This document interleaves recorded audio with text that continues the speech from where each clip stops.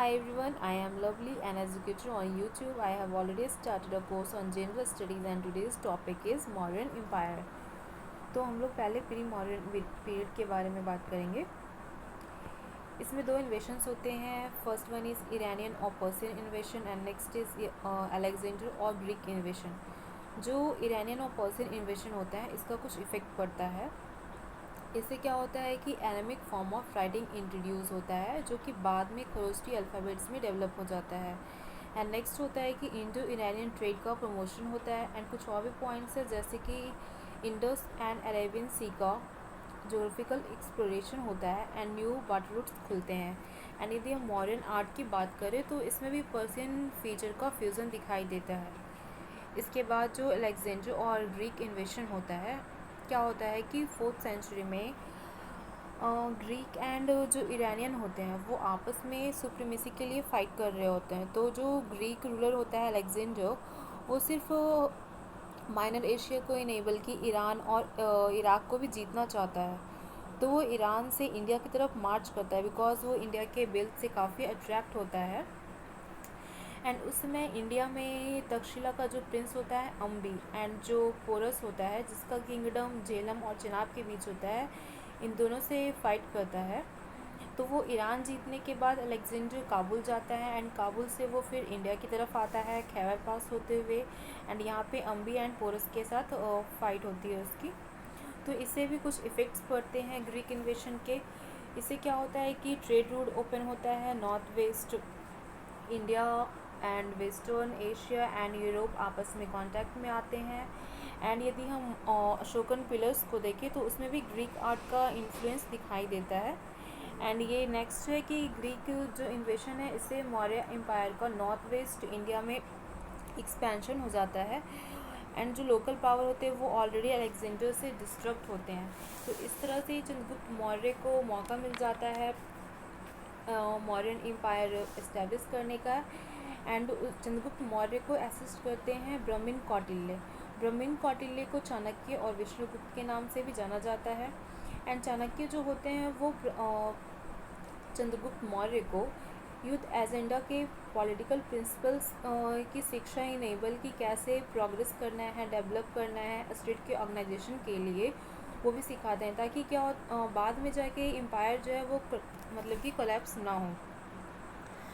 Next आता है कुछ लिटरेरी सोर्सेज हैं मॉडर्न पीरियड के। इससे पहले मैं बताऊंगी कि ये जो मौर्याज हैं उनके ओरिजिन कहाँ से हुए हैं। तो जो मौर्याज के ओरिजिन है, इसके ओरिजिन के डिफरेंट व्यूज़ हैं। जैसे कि यदि हम बौद्धिस्ट सोर्स की बात करें तो उसमें मौर्याज को कनेक्ट किया गया है शाक्यास ट्राइब से। यदि हम जैन सोर्स की बात करें तो इसमें चंद्रगुप्त को Maurya tribe of peacock trainer से लिंक किया जाता है।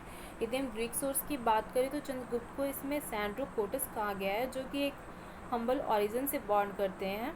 एंड यदि हम मुद्रा राक्षसा की बात करें तो इसमें मौर्याज को नंदाज से जोड़ा गया है। और यदि हम Junagadh rock inscription of Rudradaman की बात करें तो इसमें मौर्याज को वैश्य ओरिजिन का बताया गया है। इसके बाद ये जो लिटरेरी सोर्सेज हैं मॉडर्न पीरियड के जैसे कि अर्थशास्त्र, मुद्रा राक्षसा, पुरनाज, महावंशतिका, प्रशस्ति परवान, बौद्धिस्ट जातकाज, मंजूश्री, मूलकल्प, इसके बारे में जानेंगे। और अर्थशास्त्र ये लिखा गया है चाणक्य के द्वारा। एंड इसमें चाणक्य ने economics, politics, foreign affairs, administration, military arts, war and religion के बारे में दिया है। ये टोटल 15 पार्ट्स में है जो कि फर्दर 180 चैप्टर्स में डिवाइड है। एंड इसमें कौटिल्य ने अर्थशास्त्र में आर्ग्यू किया है कि एक जो स्टेट का प्रॉस्पेरिटी है वो उसकी गारंटी तभी है जब हम ट्रेजरी को फुल रखते हैं। मीन्स टू से कि एक मोनार्क के लिए इम्पॉर्टेंट ड्यूटी ये है कि ऑल द टाइम वो अपने ट्रेजरी को फुल रखे। इसके बाद जो अर्थशास्त्र है इसको विष्णुगुप्त के द्वारा एक्सपैंड और परफेक्ट किया गया है। एंड इस पे एक कमेंट्री दी गई है प्रतिपाद पंचिका जो कि भट्टा स्वामिन के द्वारा लिखी गई है। एंड नेक्स्ट है मुद्रा राक्षसा। ये एक हिस्टोरिकल प्ले है जो कि विशाख दत्त के द्वारा लिखा गया है। एंड इसमें बताया गया है कि चंद्रगुप्त मौर्य चाणक्य के साथ किस तरह से नॉर्दर्न इंडिया में अपने पावर का विस्तार करते हैं। इसके बाद आता है पुरनास। ये कुछ ओल्ड ट्रेडिशंस को कंटेन करते हैं एंड ये प्रोवाइड करते हैं मौर्यास के क्रोनोलॉजी के बारे में। इसमें यदि हम बात करें विष्णु पुराण की तो वो डिस्क्राइब करता है नंदास के ओरिजिन को, और कौटिल्य ने किस तरह से चंद्रगुप्त कौटिल्य दोनों ने किस तरह से मिलकर नंदास को हटाया था। नेक्स्ट आता है महावंशति का। महावंशति का ये एक कमेंट्री है महावंशा पे, जो कि कंपोज किया गया था 10th सेंचुरी में, एंड ये इन्फॉर्मेशन देता है कि कैसे मौर्यास का ओरिजिन हुआ है। नेक्स्ट है प्रसिद्धि परवान। ये एक जैन वर्क है जो कि लिखा गया है हेमचंद्रा के द्वारा, एंड ये एक बायोग्राफी है चाणक्य के बारे में। एंड कुछ और भी सोर्सेज हैं जैसे कि राजतरंगिनी, ये लिखा गया है कलन के द्वारा। एंड नेक्स्ट है कथा सरित सागर, जो कि लिखा गया है सोमदेव के द्वारा। इस तरह से ये जो सारे हैं ये मॉडर्न पीरियड के बारे में इंफॉर्मेशन देते हैं। एंड और भी है जैसे बौद्धिस्ट जातकास, मंजुश्री मूलकल्पा। जो मंजुश्री मूलकल्पा है ये एक नॉन कैनोनिकल बौद्धिस्ट वर्क है, और ये हिस्टोरिकल पीरियड के 7th सेंचुरी से लेके 8th सेंचुरी तक को कवर करता है, एंड ये इम्पॉर्टेंट फैक्ट देता है नंदास एंड मौर्यास के बारे में। ना कुछ फॉरेन लिटरेरी सोर्सेज हैं जैसे कि Greek governor Strabo and the work of Diodorus, Pliny, Plutarch, Justin and Arrian. ये सारे मॉडर्न पीरियड के बारे में कुछ इन्फॉर्मेशन देते हैं। नाउ आता है मॉडर्न रूलर्स। मॉडर्न पीरियड में ये जो रूलर्स हैं चंद्रगुप्त मौर्य, बिंदुसार एंड अशोका, ये फेमस है। तो जो चंद्रगुप्त मौर्य है इनका टाइम पीरियड है 321 से लेके 298 BC तक। चंद्रगुप्त मौर्य ने मौर्यन डायनेस्टी फाउंड किया है 25 के एज में। उस टाइम पे क्या होता है कि नंदास जो होते हैं वो वीक होते हैं, अनपॉपुलर होते हैं। तो नंदास के वीकनेस और अनपॉपुलैरिटी को देखते हुए धनानंद को किल करके चाणक्य की हेल्प से जो चंद्रगुप्त मौर्य है वो मौर्यन एम्पायर इस्टेब्लिश करता है। इसके बाद 305 BC में चंद्रगुप्त मौर्य जो होता है वो एक कैंपियन के साथ, जो कि सेल्यूकस निकेटर के अगेंस्ट होता है, नॉर्थ वेस्ट की तरफ मूव करता है। एंड ये जो कैंपियन है ये एक ट्रीटी के साथ ख़त्म कर दिया जाता है, जो कि है ट्रीटी ऑफ 303 BC। इसमें क्या होता है कि चंद्रगुप्त मौर्य को 500 हाथी देने पड़ते हैं सेल्यूकस को, एंड सेल्यूकस रिटर्न में देता है ईस्टर्न अफगानिस्तान, बलूचिस्तान और इंडस का बेस्ट एरिया। ये एक तरह का मैट्रिमोनियल अलायंस है जो कि सेल्यूकस और चंद्रगुप्त मौर्य के बीच होता है। जो चंद्रगुप्त होता है वो सिर्फ केवल बिहार ही नहीं बल्कि कुछ उड़ीसा के पोर्शन को, बंगाल को, and also western and north western India and Deccans को जीतता है। इसके बाद जो चंद्रगुप्त मौर्य का लास्ट डेज होता है वो साउथ इंडिया में भद्रबाहु, जो कि एक जैन सेंट है, मैंने ये जैनिज्म में एक्सप्लेन किया था दिगंबराज में भद्रबाहु, तो उनके साथ अपना लास्ट टाइम स्पेंड करता है श्रवण बेलगोला में, एंड वहीं पे इनकी डेथ हो जाती है। एक नेम आता है मेगास्थनीज। मेगास्थनीज कौन था? ये था एम्बेसडर सेल्यूकस निकेटर का चंद्रगुप्त मौर्य के दरबार में। मेगास्थनीज ने एक बुक दी थी जो कि एक्सप्लेन करता है मौर्यन एम्पायर के बारे में, एंड ये बुक है इंडिका। इसके बाद आते हैं बिंदुसार। बिंदुसार का जो टाइम पीरियड है वो है 298 से लेके 273 BC तक। तो जो बिंदुसार है ये चंद्रगुप्त मौर्य का सन था, एंड इसे हम अमित्रचेतस भी कहते हैं, मीन्स टू से स्लेयर ऑफ वॉइस। इसका एक फ्रेंड होता है साइरेन किंग एंटियोकस प्रथम। ये एंटियोकस फर्स्ट से रिक्वेस्ट करता है कुछ ड्राइड फिग्स के लिए, स्वीट बाइन के लिए एंड एक सोफिस्ट के लिए। जो एंटियोकस होता है वो sweet wine and dried fig तो देता है लेकिन सोफिस्ट के लिए मना कर देता है। वो कहता है कि ये ग्रीक रूल के अगेंस्ट है एंड वो सोफिस्ट नहीं देता है। एंड जो ये बिंदुसार है ये अजीविका सेक्ट को फॉलो करता है, एंड जो अजीविका सेक्ट है ये फाउंड किया गया था मखली गौशाला के द्वारा।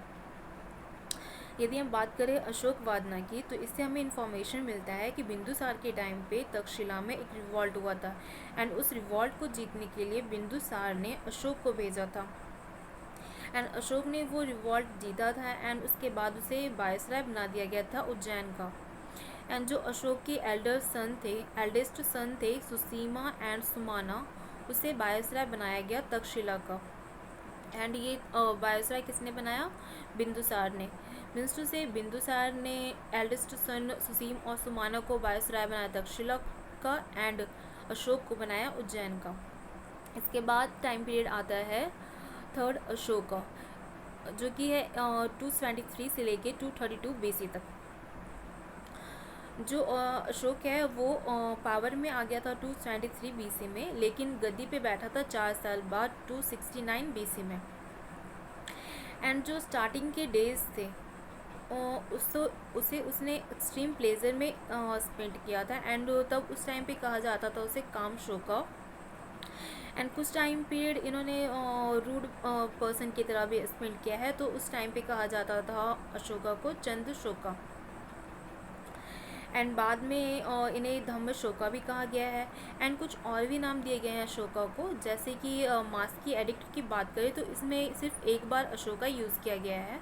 यदि हम पुरानास की बात करें तो इसमें अशोक वर्धन नाम आया है, और यदि हम कलकत्ता भावरू इंस्क्रिप्शन की बात करें तो इसमें अशोका को प्रियदर्शी भी कहा गया है एंड समवेयर इन्हें देवनामा प्रियदर्शी के नाम से भी देखा गया है। अशोका अपने 9 साल के शासन में सिर्फ एक मेजर वॉर करता है, जो कि है कलिंगा वॉर। एंड ये उसके लाइफ के लिए एक टर्निंग पॉइंट होता है। ऐसा इसलिए बिकॉज उस टाइम पे 1 लाख पीपल मारे जाते हैं एंड 1.5 लाख के आसपास कैदी बना लिए जाते हैं। तो ये जो 13 रॉक एडिक्ट है जिसे हम अशोकन एडिक्ट्स में देखेंगे, इसमें डिस्क्राइब किया गया है कि कैसे कलिंगा वॉर के हॉरर और मिस्ट्रीज़ के बारे में एंड अशोका को कितना इस चीज़ को लेके पश्चाताप होता है। तो ये 13 रॉक एडिक्ट में डिस्क्राइब किया गया है।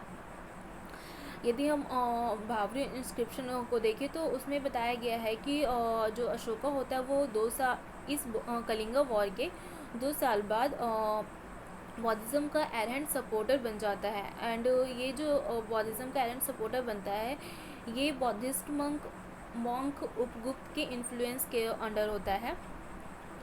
इसके बाद हम बात करेंगे अशोकास धम्म के बारे में।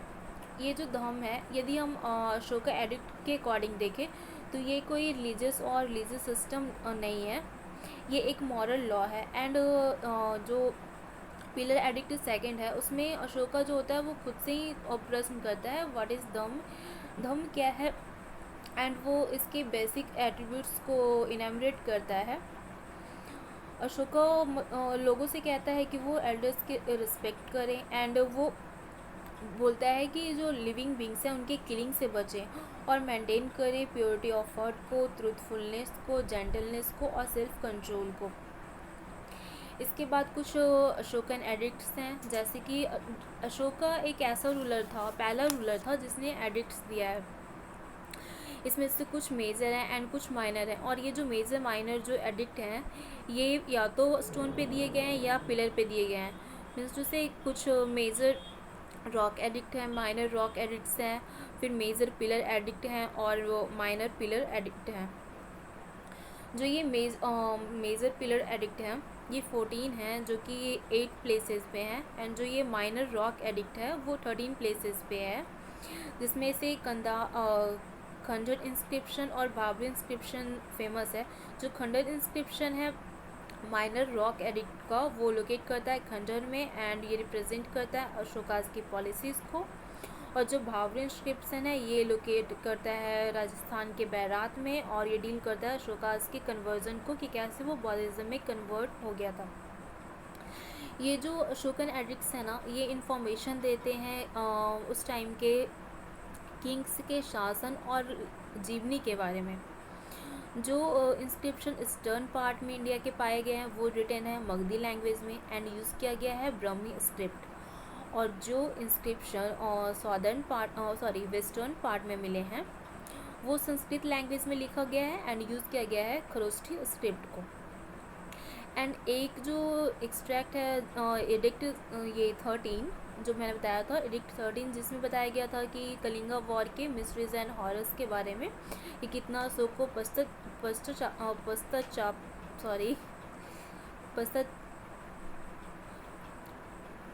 पश्चाताप होता है।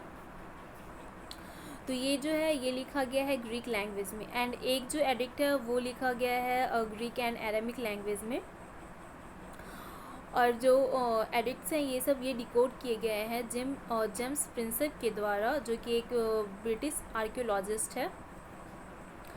इसके बाद जो मेजर पिलर एडिक्ट हैं वो हैं 7 एंड ये फाउंड करते हैं इलाहाबाद, मेरठ, सुपारा एक्सेट्रा में।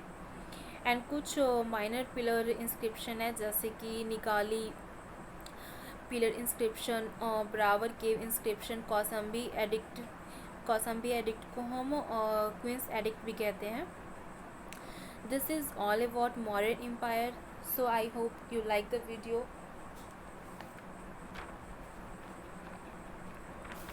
For further topics must subscribe and press the bell icon and also like, share, comment.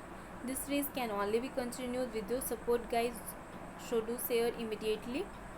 Thank you.